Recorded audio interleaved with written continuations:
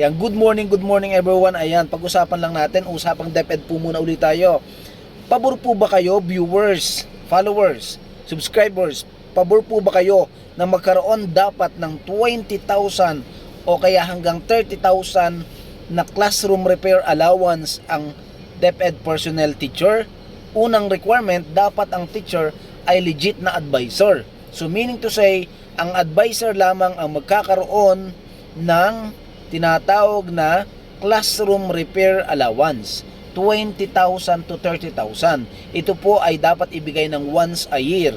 Ano po, alam po natin na imposible, pero ito nga po ay pinopropose natin. Isa-isahin po natin bakit kailangan talaga na mag-propose na dapat magkaroon nito. Ano po, una po paano po kapag wala po talagang nag-participate magbrigada sa classroom, wala pong parent, wala pong estudyante. Lalo po ngayon, nowadays talaga ay kita po natin ang visibility lamang ng ating parents. Napunta lamang ang parents kapag enroll na. Napunta po kapag sa mismong araw ng may pasok. Paano naman po talaga kapag wala pong magulang at estudyante na tumulong sa advisor? Kawawa naman po. Pangalawa, ang teacher ay minsan napapalipat din po ng ibang classroom. Kawawa po yung teacher na itinuring na bahay, sarili niyang tahanan ang classroom. Paano naman kapag inilipat siya ng ibang room? Hindi po talaga maiwasan na sa looban po ng isang taon, matapos yung school year ay madumi, madungis, dahil nga po ginamit ng buong taon at tuklap-tuklap po yung pintura. Kaya kung mapapansin po natin, laking tulong po nito kung talagang maisusulong ang batas na magkaroon ang teacher ng 20 to 30,000 classroom repair allowance. Dahil alam naman po natin na talagang ang mga teacher ay talagang dedicated sa kanilang trabaho, and at the same time napaka-creative po nila. Itinuturing po talaga nilang tahanan o bahay ang classroom.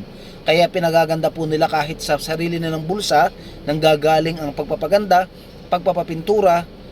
Ay talagang sigurado na tayo na talagang may maayos po tayong brigada eskwela kung mangyayari po na magkaroon talaga ng allowance, yung classroom repair allowance na 20,000 to 30,000. Laking tulong po nito talaga sa teacher kung matutuloy po ito.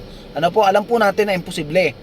Dahil sa nakikita po natin na yung 7,000 medical allowance ay pahirapan pang dumating ng mas mabilis, how much more yung ganong kalaki na 20,000 to 30,000. Pero itong ating propose na ito lang naman po talaga ay once a year na matatanggap po. At ang qualified po talagang makareceive nito ay yung legit na advisor. Para nang sa ganon ay natutugunan natin ang pangangailangan talaga ng guro. Hindi sila na-stress, nade-depress. Pagod na nga sila. Dapat kasi sila ay naglalaanan ng oras para sa preparation kung paano sila magtuturo next school year sa opening of classes. Sa halip, ang ginagawa pa nila ay talagang pagod na pagod sila sa pag-aayos pa lang po ng classroom nila. Ay sana man lang sa ganitong sitwasyon yung kung magkakaroon ng 20,000 to 30,000 classroom repair allowance ay talagang motivated po ang teacher. Ito ay pinaka tulong na natin.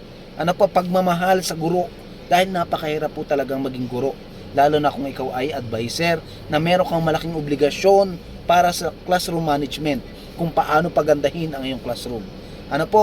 Yun lamang po, at mag-comments po kayo kung ano po ang gusto nyong idagdag, inyong suggestion para matulungan po natin ang ating guro. Salamat po!